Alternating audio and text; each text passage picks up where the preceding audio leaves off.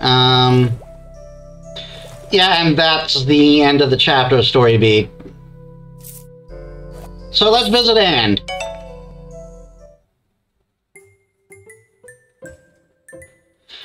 Your search for Anne takes you to Quinn's shop, and the florist gives you a friendly smile as you enter. Hey, I'm here again! Hey there, you two. Hey there, Metis Mime. Welcome back. Anne mentioned you would be dropping by. She's in the back. Just be careful where you step in there, okay? What did she do? Right. That sounds kind of ominous.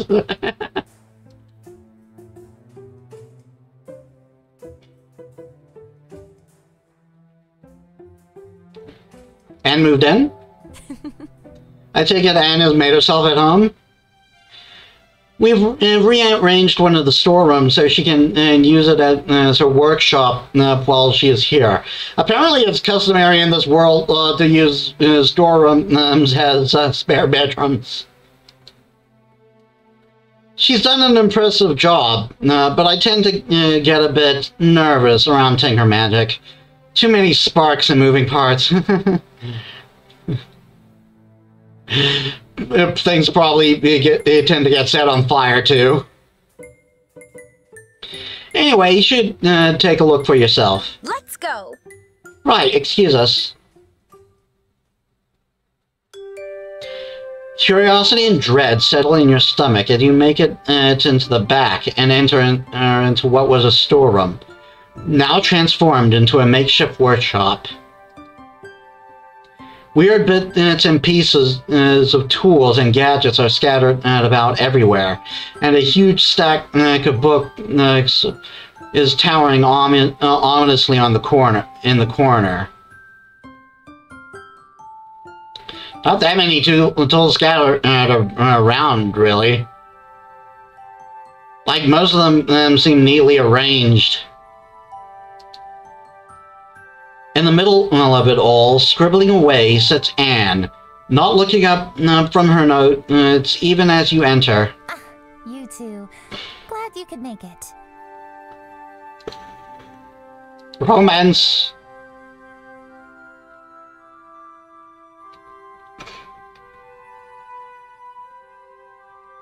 Part of me wants to be this word, I'm not gonna lie.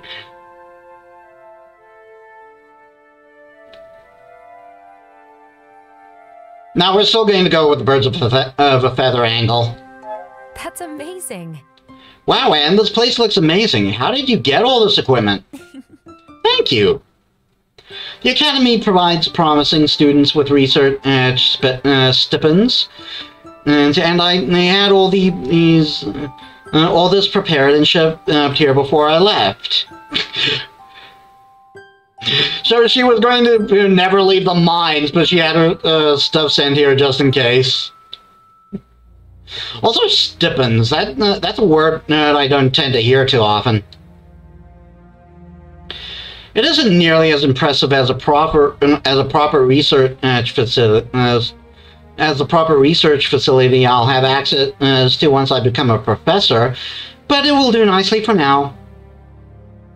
She closes her notes with a snap and hops over to you, eyes glinting with anticipation. Have a look at that locket. Romance.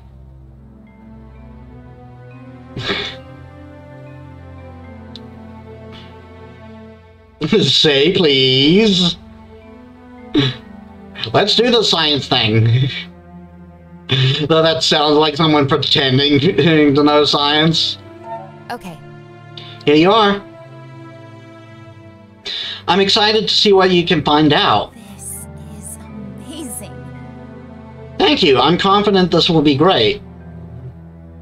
You hand the locket to Anne, who makes a muffled sound of excitement as she looks it over, forgetting all about Mime as she rushes over to her desk. Anne brings out some different tools and begins poking and prodding away at the locket. She's so deeply focused, she doesn't seem to register you at all. This looks like it might take a while. Should we sit down? You find an empty space somewhere on the floor and sit down to wait. Mine makes a game out of stacking books for a while before she dozes off against the pile, leaving you to watch Anne in silence. Aw, my baby! And there's that look again. Her face is scrunched up cutely in thought, and you notice she taps her foot lightly when she writes. But stops when she falls even deeper into thought. I have a similar habit, actually. Apparently, I inherited it from my dad. Like, I have this habit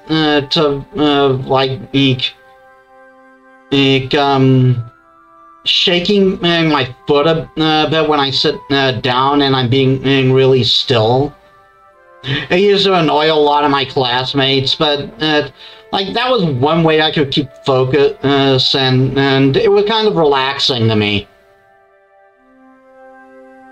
My mom does not understand it. And my older sister does it too, actually. When she tinkers with the locket, her hands move swiftly and efficiently. It's almost uncanny just how precisely she moves. Maybe that's what Tinker Magic looks like. And that little circle. I'm a genius. After what's been almost an hour of silence, the mage finally puts down on her tools, stretching her arms above her head with a grin. Okay, I think I've got it. Huh? What? We got what, huh? Mine wakes up with a start, blushing as she rubs sleep from her eyes. Checking recording again. Oh, sorry, I am really paranoid. Mine awakes with a start, blushing as she rubs the sleep from her eyes. What have you got? That's great. That's amazing. What exactly have you got? This is indeed a spirit locket similar to the ones used in the past. No one uses them anymore since they run on energy of spirits, which is taboo. Oh. Also, there kind of aren't a lot of us left. Yeah, this is something of the old magic I do kind of agree with. Like, that's it's cruel, and that's putting it lightly. Like, it's the equivalent of humans being used as batteries in the Matrix. The demons you have collected aren't as much sealed away as they are simply absorbed into the locket's power source. Oh God, we are doing the Matrix thing. This means every demon you collect has in fact added to the total power of the locket. Quite fascinating.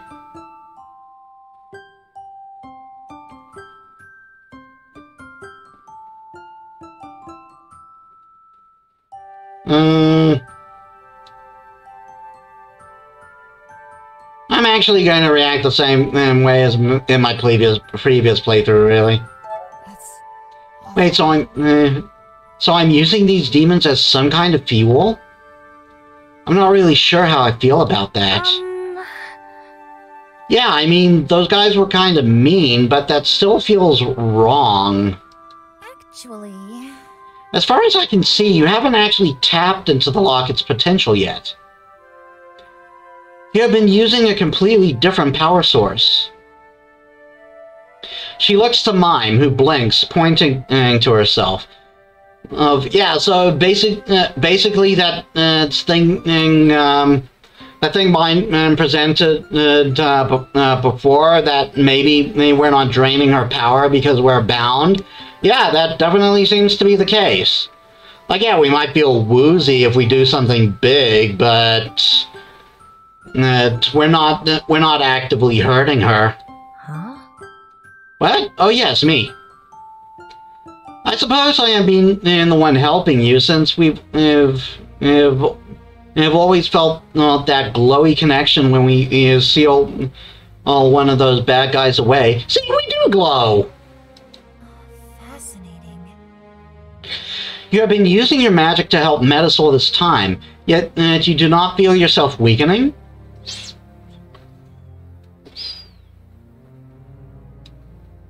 I might as well finish it.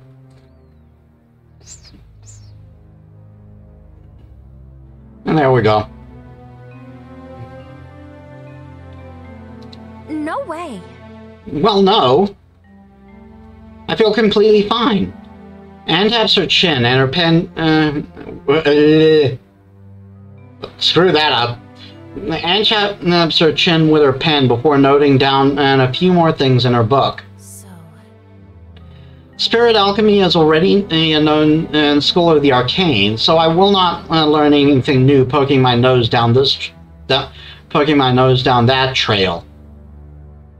The fact that you have to rely on another scarce power source that will deplete over time isn't fixing anything, just creating a new dependency. She's not wrong. No, the interesting aspect of the still remains you, Mime. Whoa! Me? Actually...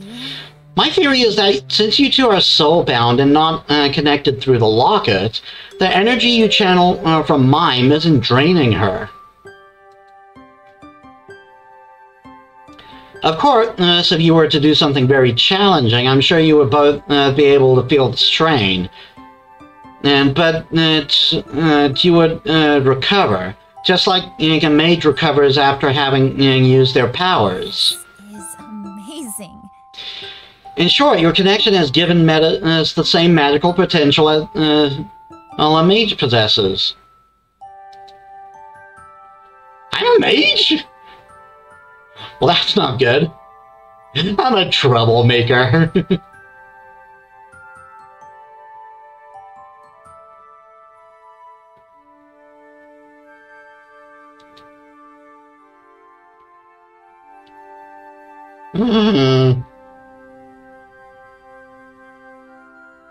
Well, technically I am. Just when I thought you couldn't possibly get into any more trouble. Yikes! We really have to find a way for us to get unbound again. You do realize. Well, I wouldn't recommend that now, since we still need you two to be connected to seal away the demons we'll undoubtedly come across. Spirit magic, soul binding, creating mages. These all scream taboo, but I must admit, finding a way to equip non-mages with magical potential would really change how we all think about magic. If magical items didn't need a power source, but people themselves could just power them on their own. Such a discovery, even if not put into practice, would be quite an achievement. Enough to grant me my title for sure. And perhaps grant some change of perspective? Hmm?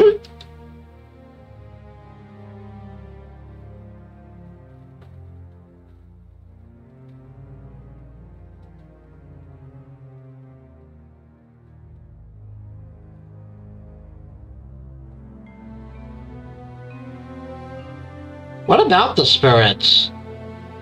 Because technically, if we force spirits to bind to non-magical people, without any way to know how to unbind them, that's just slavery, isn't it? And it's not when they can like escape from. Remember, mine couldn't leave after she was bound to us. What? What about the spirits, though? Are they just going to have to become some kind of slaves? Following people around and lighting their lamps? Yeah, that's just what I said. I'm glad they noticed that analogy. I just provide the research that says it's possible. What humanity decides to do with this knowledge is not my problem.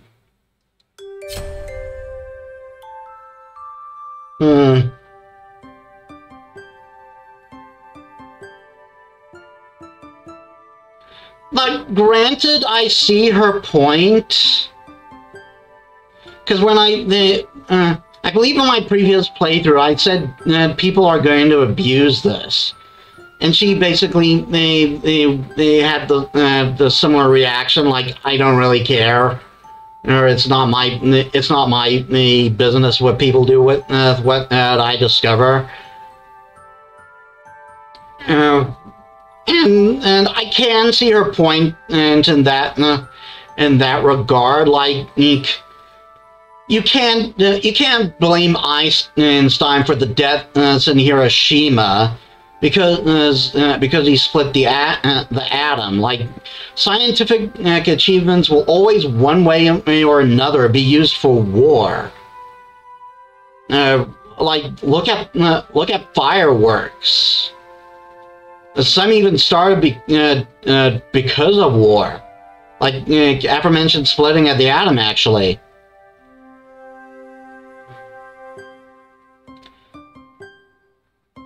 But yeah, when it comes to the rights of living, breathing people, and remember, we're not even in wartime. This isn't even a desperate situation. So this is when I'm going to respond differently. Like last time I responded, you're right that this isn't your responsibility. This time I'm going to lay in her. I'm going to lay into her on it, because like you can't say, oh, slavery is just an unfortunate consequence. You can't just dismiss your responsibility like that. Sounds to me like you're just making excuses because you don't want to admit that anything bad might come out of this. Is your professor title worth that much to you? I can't believe this. You have no idea what that title means to me. You don't know me or what I've been through to get this far. That's true, but still. There are certain... you have to draw the line somewhere. If I don't claim this discovery, someone else will eventually. That is true. So I'm not going to hold myself back just because the rest of humanity is a bunch of morons. And again, I see her point, and I know what's going on here with her, but yeah, she still needs to know where to draw the line. She hands you back your locket. That's all I wanted to research for today. She forgot that quickly. Thank you for your cooperation. I'll be calling upon you again, and when I need to learn more. Though she's probably just shooing us away because she doesn't want to see us right now. I think that's our cue to go. You and mime leave. On your way out, you notice Anne returning to her little mountain of books, massaging her arm with a pained expression. Yeah, so what we said did have an impact. Like, she's not outright dismissing what we've said. I've noticed you staring out the window sometimes. You should be more careful other people don't see you. Oh, right, of course. I'll be careful. What were you even doing there? You were just staring out at the streets? I never got the chance to properly explore this place. This is my first time experiencing a surface town, and I'm itching to explore it. You're also new to this place, aren't you? Don't you feel the urge to go look around? No. That was a decisive answer. Sure was. Why should I waste my time? There's nothing of interest to me here, and I'll be leaving soon. There's always something to be learned from any new place you go to. Walking amongst the townsfolk might give you a new perspective of them. No, it won't. I wonder what happened to you, Anne. Indeed. Yeah, Caden does bring up a good point. Like, I'm personally of the opinion that we never stop learning, and there's always something new to learn. But so I can see Anne's point of view, though. Anyway, let's go see Elizabeth. We put this all the entire playthrough. Not entire playthrough, entire session. You find Elizabeth in the shop, and she looks up from the book she was reading as soon as you approach. So that's how it is. So I hear you and the others are heading out to do something illegal.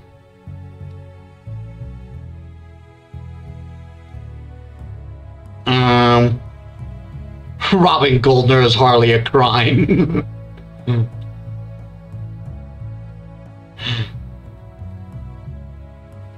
I need your help. About that.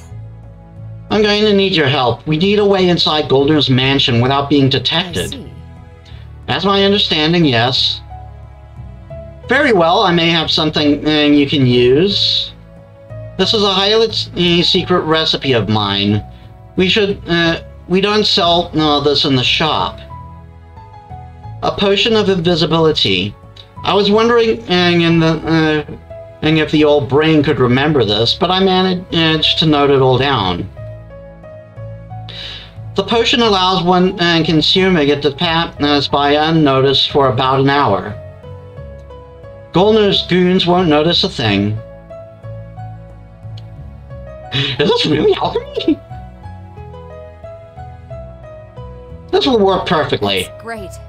That's perfect. This is just what we need. How do we make it? Well, there is a catch, just like with everything else. This potion demands ingredients we not currently have in stock. Okay, we have to go back to Quinn. Quinn might be able to supply us with some, but we might have to get a bit creative with how we obtain the rest. I have a list of ingredients here, so take it to Quinn. They might have ideas about where to find the rest as well.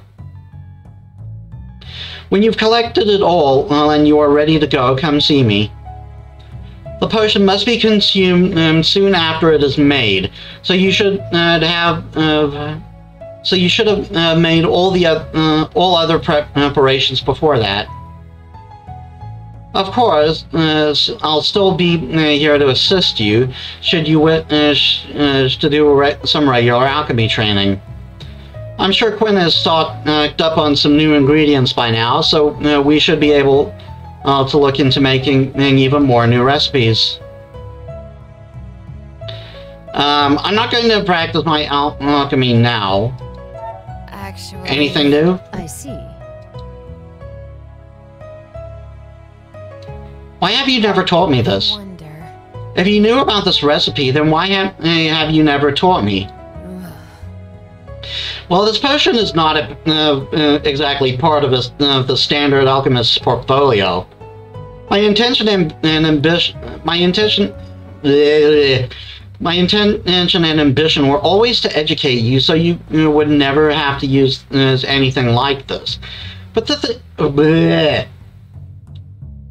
But things have changed, which is why I now share this with you.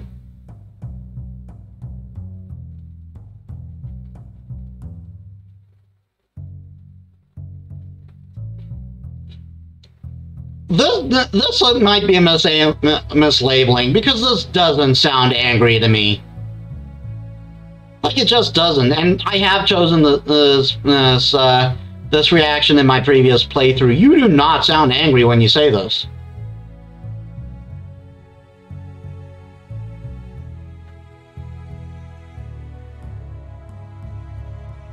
So I think that was meant to be understanding or diplomatic or something, but it was mislabeled. Mistakes happen. Like the mistake that I didn't notice last time, where the V was missing from the Seven Winds Mages Academy in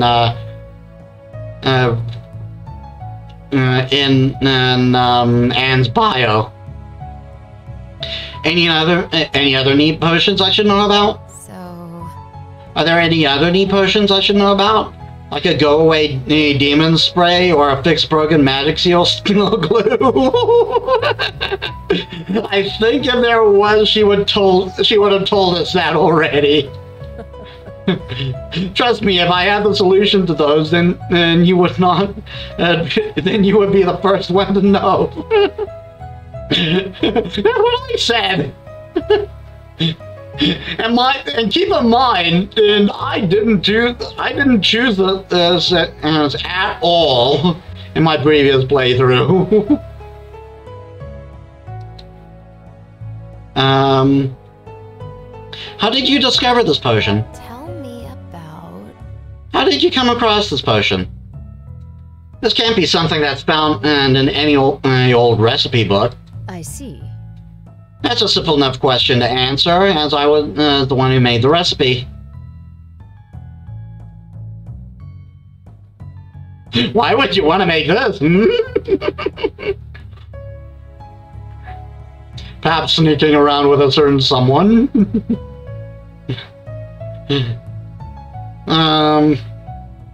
Part of me wants to joke, but part of me still wants to, like, play this straight. That's incredible. Really? You made this? That's incredible. Thank you, dear.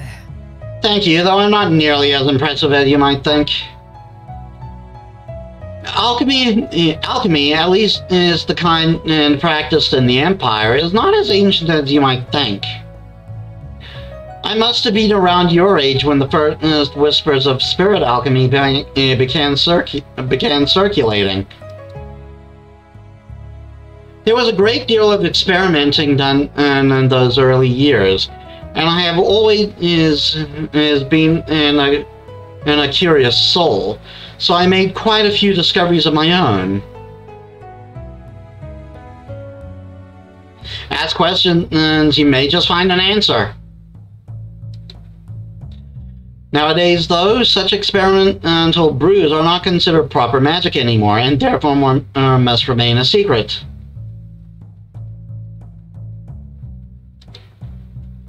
That's all for now. Yeah, I'm not going to practice alchemy yet. I want to make sure I get those ingredients. I'll be off then. That way we can be off to we can be off to, our little heist as soon as we're done practicing alchemy. I'll get to work then. Dear. Good luck and be out there and be careful. You leave the shop and find Kim waiting for you outside, the small kid wringing his hands nervously. Hi.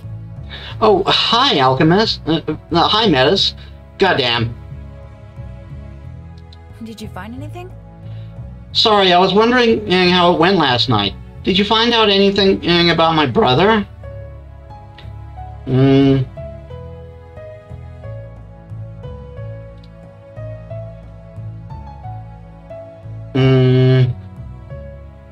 I'll give him determined. I believe I went apologetic last time. I'll tell you what happened. I found him, but we couldn't bring him back just yet. But don't worry, we'll find him, we'll get him back to you for sure. It's okay. Thank you. That's so kind of you. Okay. I won't give up hope. Ronan will be back, will come back to me, I'm certain of it. Thank you again. Kim leaves and the door to the shop opens. Mime poking her head out. Oh. poor kid. I wonder if there's some way we can separate his brother from the demon that possessed him. I mean, if we can do that with him, that might also help us to get separated. We'll keep investigating. We have to help. We're gonna keep looking. Somehow we'll get Kim's brother back, for sure. And that's a promise. That's the spirit. Let's do our best. I must admit, I'm a bit envious of that invisibility spell you use, Mime. To disappear from sight even in bright daylight. Not even the Nightwalkers can do that. It's not really that great since it only works on non-magi humans, but it beats having to hide away all day. Sorry about that. It's okay. It was my own recklessness that landed me in this situation, after all. Hopefully, once all of this is over, I'll have the chance to explore the world of daylight on my own. I hope so too. If you want to, I'll share all the interesting spots I found with you. That sounds great, actually. I'm looking forward to it. Oh, I made a new friend. Anyway, it's been a while, so I'm going to do a save. My recording is still good. Save. Because there is a glitch with this game that sometimes progression of text just stops and you can't do anything. Fortunately, like I said, the game's autosaves are very generous, so if you ever like have a crash or something happens, you don't tend to lose that much progress unless the scene's going on for a while. But give me a sec. I gotta go do things again. Alright, sorry once again. That took the clock over 2 hours.